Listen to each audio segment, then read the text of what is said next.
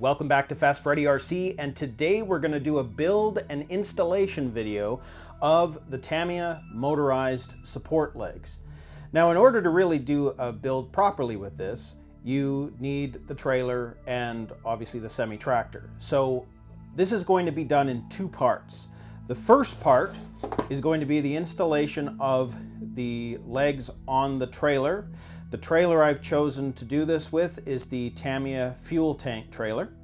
And the second part of this series will be the installation of the coupler unit, which will go on a Tamiya Cascadia Evo, it's in a mid-build stage at the moment. I'm dealing with some things with the MFC unit. So once that's all complete, I'll be able to put out a second video that shows the installation of the coupler unit from the motorized support leg kit. Now, there's a couple of reasons why I want to do this video. When I did an unboxing video a while back, I had a couple of people comment that they would like to see it. I also had someone say that they had bought a semi and a trailer fully built. They weren't that interested in building it, and was this kit something that they could tackle if they just wanted a small project? Now, originally I thought, well, yeah, I think that's a great idea, but I will say this: if you are a seasoned Tamiya kit builder, this is going to be a bit of a challenge.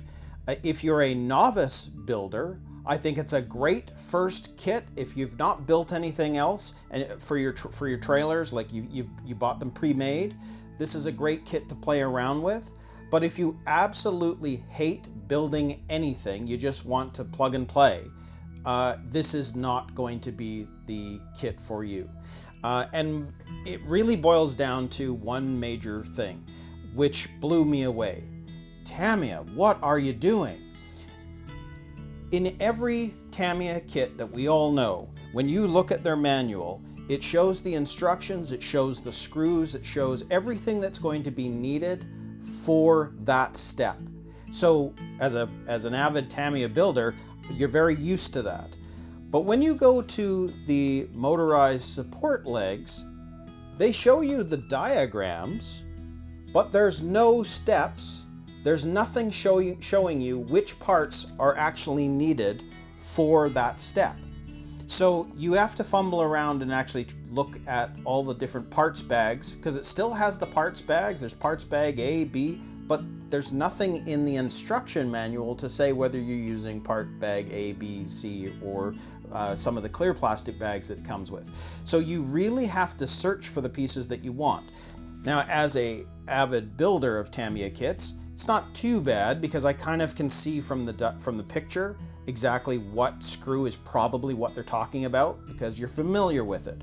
But if you're not familiar with building these kits, I think it's going to be very difficult, because there's a number of steps where they actually are wanting to use the screws that come with the kit, either the trailer or the truck, but it doesn't really mention that. So for a novice builder, I think you might have a bit of a challenge.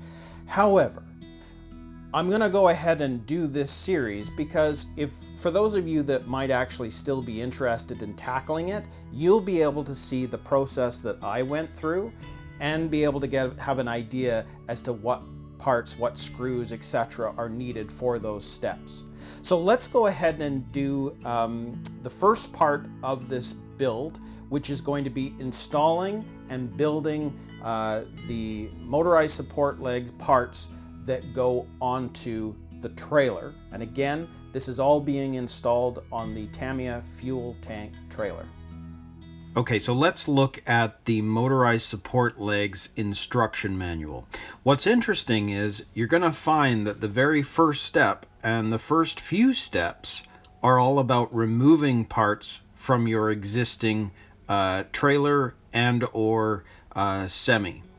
So the first one, it's asking you to remove. Now, in my case, I'm going to be installing this from square one, which means that I haven't even built the truck that these will go on, and I haven't built the trailer that this will go on. So I'll be starting from scratch. Now, if you look, there's step 2. So you got to, that's if you had the globe liner, so it's telling you how to remove that. Then we go into the coupler 3 assembly. So this assembly is the coupler you're going to use when you build it for the first time. Now, I have actually already done it. So there is the coupler unit, and you can see that in building it, it was a fairly easy build, but you can see how that's going to work because the servo will be attached to this and it will lock the pin in right here. So that's pretty cool. So that part has already been built. But you can see that's a fairly easy build if this is something that you're wanting to do for your own. Now, if you go over to step 4, I haven't done this yet because this will be for the servo that will attach to the truck, and I haven't built the truck yet, and it will be, I will either be putting this on the globe liner, which I just picked up late last year, or a Cascadia, which I'm still working on because of the MFC unit. So there will be a video on that as I figure this out. Then you have the coupler installation. So that's what step 5 is, and it's showing you the globe liner or the king hauler installation. So there is a difference. Then when you go on to step 6, this is showing you the removal of parts for the tanker trailer, and the one below it is showing it if you had the flatbed trailer. Now, right now I am building a tanker trailer, and I intend this to go onto the tanker trailer. So you can see here, it's asking me to remove parts, but I haven't got to this step yet. So I'll be able to start this off fresh, and I'll figure this out as we go. So then you have step 7. Now step 7 is putting the battery compartments together, and that's what I'm about to do right now. So I'll show you how that all works. So for this step, it was relatively simple. There were a couple of metal pieces that you slip in to the ends here, and once they're in, they kind of pop in, and same with that side. So that was relatively simple. And then now all that has to happen is that you double-sided tape the two pieces together like that, which I'll go ahead and do right now. So you can see right here, it just shows you what you need to do in terms of cutting out the double-sided tape, and then you just stick it together, which was relatively easy to do. And now that's the finished battery compartment. So let's move on to step 8. So for this step, it wasn't too bad. You can see the wiring where the red and the white wiring right here. Then there was the black, green, and orange. And so then you can see here, there's the finished control box with all of the correct cables. And then of course this, which, you know, you can see it was basically undoing a nut and a washer, and then attaching this metal plate, which is part of the kit, to it. So it's your on-off switch. So you're going to be able to use this manually by flicking the switch, or, you know, allowing the automatic coupler and legs to do the work for you. So that's it. It was relatively simple to put together. The only issue that I was having is you can see how the wires have to go around and inside. I was having issues just trying to keep the wires away from the screws when you clamp this down. And I mean, you can see the metal pieces that are attached to this part. That's the box here. So depending on the position, it's either going to be going up, down, or in neutral. And that's the piece that's going to be controlled by the switch as well, so you can do this manually or not. But otherwise, it wasn't too bad. So in step 9, you are actually now building the gear house, or gear case that's going to operate the legs up and down.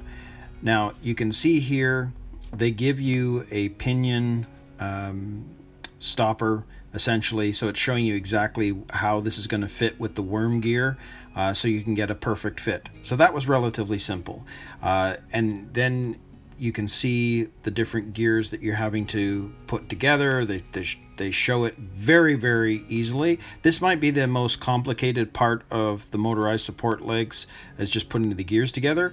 But the one piece that you do need to know, because I screwed this up a bit, see right there, they're actually showing a little notch in the motor going into the case. Well, I didn't, and you can see there the marks on the motor, just like on a 540, the little vents. You have to put the motor in exactly as shown. Otherwise, it doesn't fit in this little piece, and the plastic housing, which I have the finished part right here, the plastic housing, and you can see the joint, right? You can see the two pieces of plastic that come together. They don't fit. You'll be able to see it expanding on one side, and no matter how much you screw it in, it's not going to work. So you've got to make sure that the motor is in exactly as shown. And I mean, the gears are all colored, so it was fairly easy to understand which gear went where. So this part really wasn't too bad, but you know, if you're not really a fan of building anything, you just want to use it as is, I'm going to say that this isn't a bad little project to do, because it was actually kind of fun to put this motor casing together. But just be aware again that you've got to put the motor in properly, exactly how they show it here. Otherwise, you're going to have issues. So just make a note of that. Okay, so I think I'm wrong. It looks like step 10 is probably the most complicated, especially if you're not really familiar with or that happy working with finicky things like wiring, because there's your finished battery case. There's your finished gear case, and then there's your finished control box. But now all of the wiring has to now be attached to all these different elements. So you can see there that every wire has already been pre-snipped, which means you just have to pull the wiring off the top. And as you can see here, you're going to end up having to bend it over, twist, whatever you need to do, and then add on, and it comes with these two pieces here. So there is a thick wire and a thin plastic covering, right? So depending on what it is. So the thin ones are designed for splicing the wires, as you can see here. The thick ones, which you'll need to cut 4, is designed so that when you put the wiring through the battery box, the plastic tubing can then go over it to secure the wires to the metal pins on the battery housing. So I'm going to go ahead and do that now, and then I'll show you how that looks. So as you can see, we've got the black wire from the control box and the black wire going from the switch, which had to attach to the battery compartment, which you can see that I've done right here. So essentially these are spliced together. I've twisted the wires to make them firm, and then there's this rubber piece, which it's from the bigger rubber pieces, which is just looks like that, roughly. And you just have to squeeze these rubber pieces on to the metal parts, just like that, but of course with the wires in them. so it makes it a little tougher and then it's more firm. So I'm just going to continue doing that with a couple more things, and I'll come back in a sec. Actually, one of the things I'll show you here is you can see that on this side there is a blue wire that goes from here all the way to the other side. It's just connected together, and then there's a blue wire that's short, which will then start to connect to the gear case. So the first off the bat, there's only one blue wire coming off of that side, and then you connect the blue, the long blue and the short blue on this side. So that's what we'll do now. So you can see I've got the two wires here. One is short, one is long. So first what we're going to do is grab the long wire, and as you can see, that has already been clipped, so we're just going to take that off.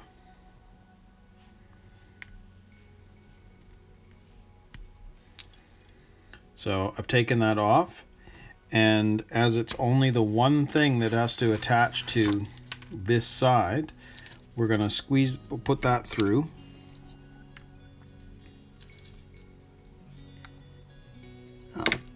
Well, I'm going to have to spin it.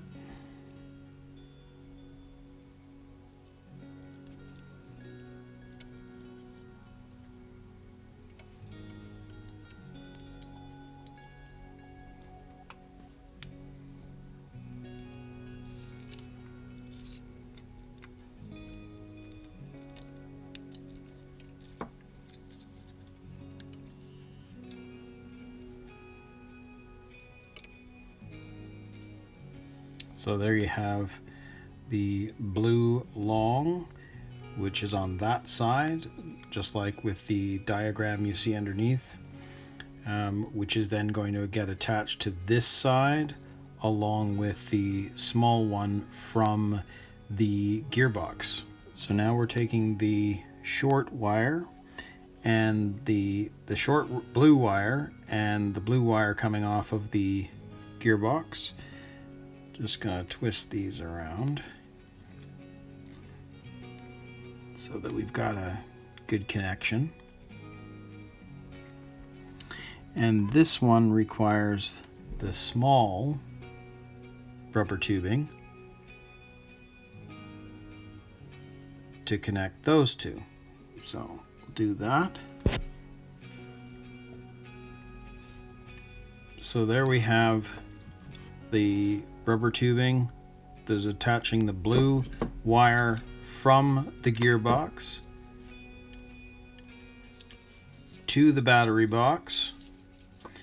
And I'm gonna have to figure out these rubber things because they don't stay on that well, so I'm gonna have to figure out how to tighten them on. We'll figure that one out.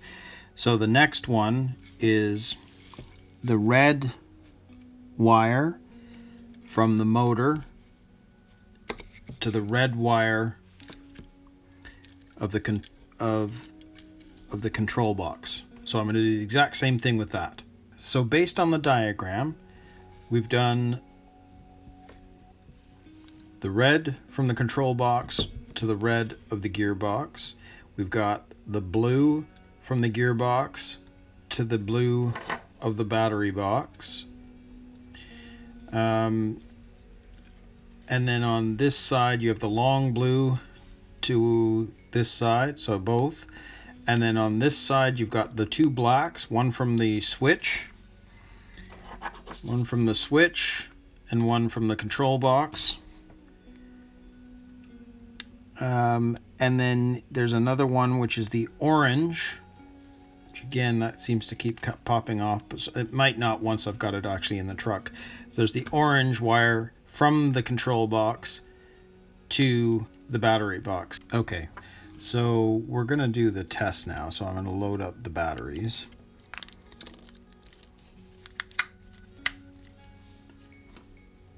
Plus plus, minus plus.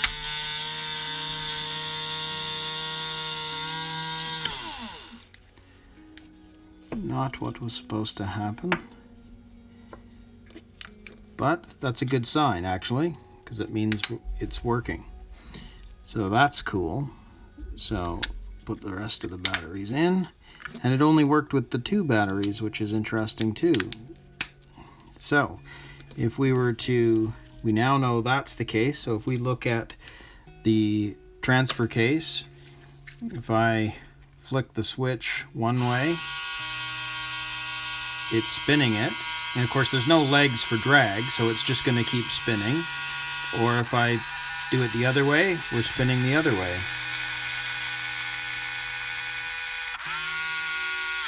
Or off.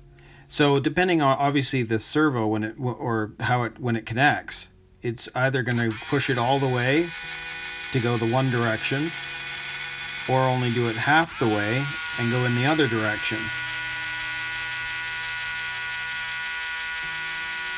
And then off. So that's very cool. So there you go. So now that we've put together all of the wiring for the battery, control box, and the gearbox unit, we're able to see it in action. Okay, so let's start with what we know. We know that this plate, this piece here, and this piece here, and this piece here are going to be attached, as well as this piece here. So let's go ahead and do those parts, because we know that, and there's the, what is it? That's E3. You've got your actual coupler plate, the coupler. So let's go ahead and put those in. And I know that that is going to be replaced with the control box and replacing that piece there. So that's being replaced by the coupler, the control box. So I'll go ahead and do that, and then we'll go to the next step. There it is. There it is on the trailer. Now those screws there are not in tight, so I can slide the control unit from the motorized support legs under there. So we'll do that now, but that's what those pieces look like when you first put them on. Okay, so I've installed it, I've tightened the screws down, and you can see that the control box is now replacing this piece here that was originally to go there underneath, has now been replaced by the control box. And you can see underneath there's the 2 pieces, that's what it's screwing into. And now what I have to do is put in the gearbox, and it shows for that this is going to go down here, where you can see the 2 screws right there, or the holes for the screws, and they'll be put down there.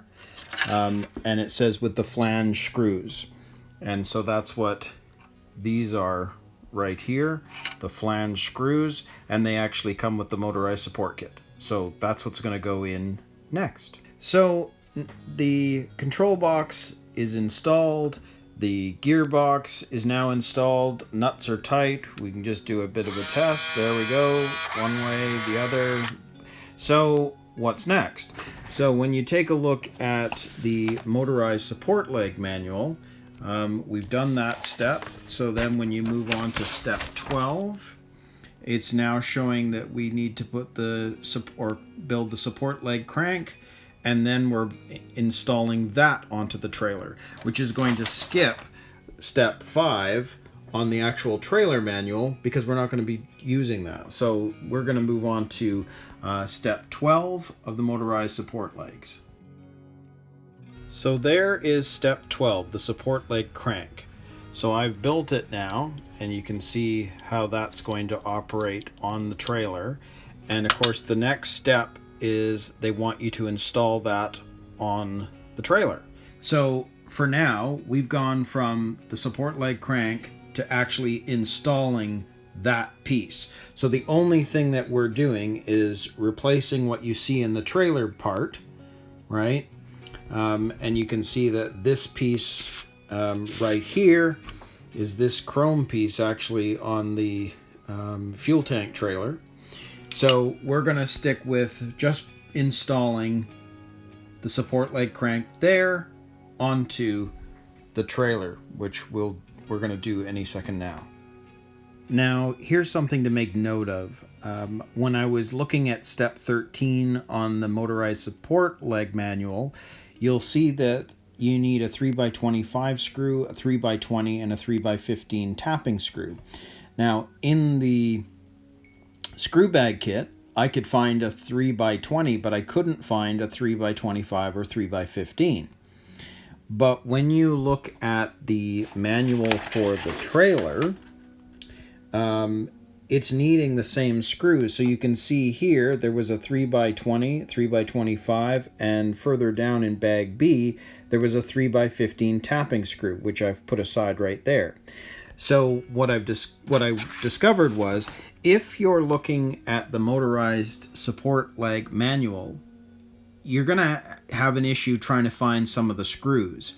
And it's not because they're not there, it's because they're using the same screws from the kit of the trailer. So if you're looking and you can't find it, it may just be one of the screws that's already part of the trailer kit. So that was interesting to figure out. So it was actually easier to grab the screw from the trailer. So there's the support leg crank, and I've already attached it. I've got to put in the tapping screw, which is the one I was saying I couldn't find. But you can see now when you push that, you're seeing the controls, and if I push it a little farther, it goes the other way. So that's all set, so that the servo that's gonna, for the coupler on the truck, that's gonna end up pushing this, it's all in place now. So very cool. So now that we have the support leg crank attached to the trailer, in the motorized support leg manual, we move on to the next step, which is actually the legs. So you can see that you have to build the rack. It's kind of like a rack and pinion steering sort of setup. And you can see that there are springs, and the metal rack is going to go inside of that. And then you put in the coverings and then the pinion shaft. And then the last step is to put on the joint cups with the grub screws. Now, I've already gone ahead and done some of that. So the entire leg is already built. So what you're going to be doing is attaching these joint cups with the grub screws, and also putting on these rubber plates so that you've got traction on the legs when the truck's backing up to attach to the trailer in order to drop or raise the legs. So that's what we're going to do right now. I've done both legs. You can see that the joint cup is on. You can even see inside, well, a little hard, but there is the grub screw that's attaching it. And I've also put on the rubber base.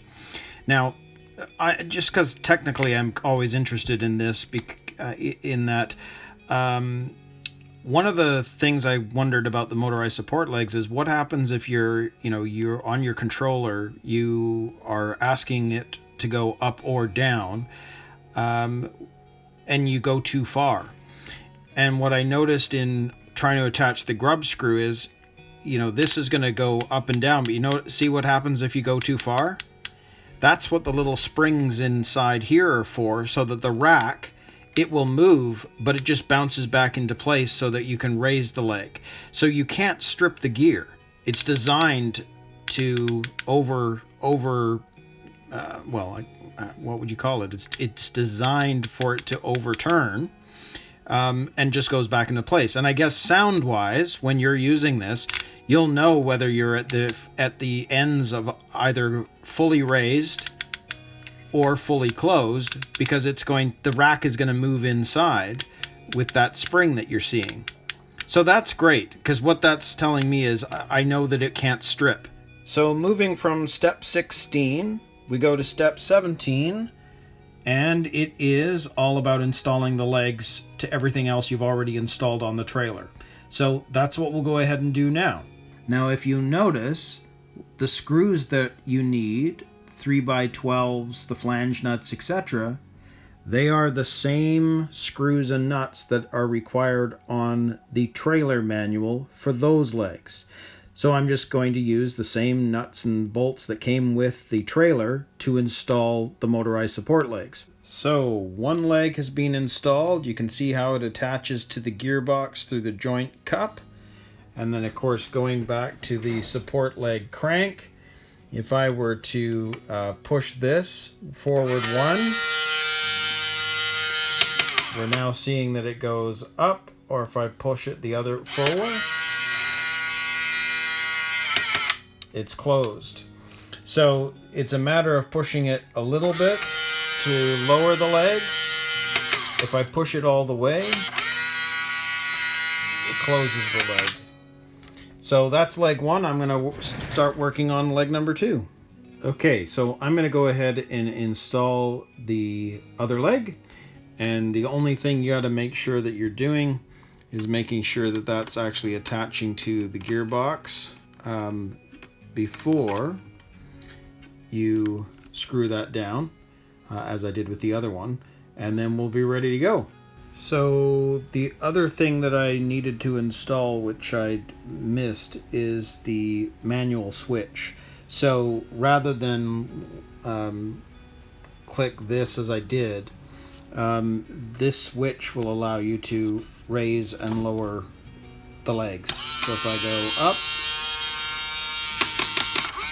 and then put it the other way and then center it. Once we've completed step 17, there's really only one more step to do, which is step 18, which is simply attaching the battery compartment to the side of the trailer. And that's it. Now you can see that in step 19, and it does come with that shift gate. Depending on the controller you have, you just have to install that on your stick controller for control of the legs.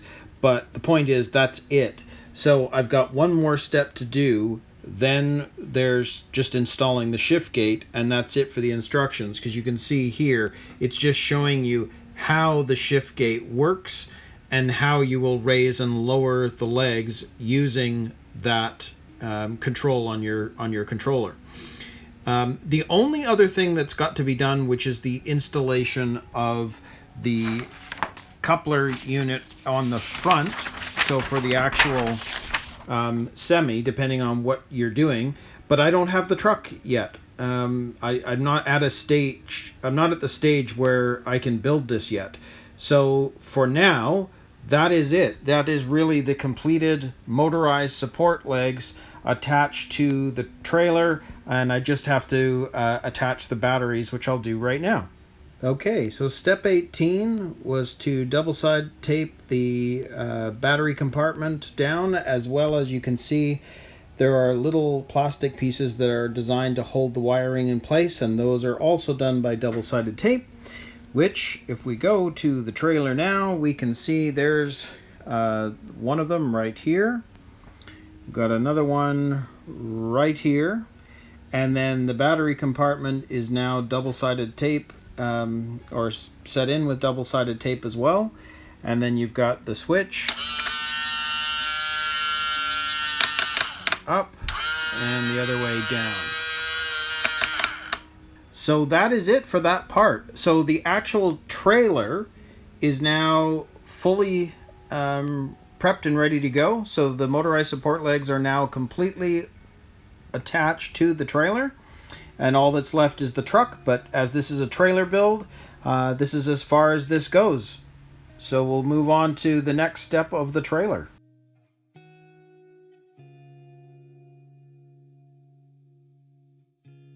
So as I mentioned, we're moving on to step 6 after installing all the legs, etc. But I've discovered a problem.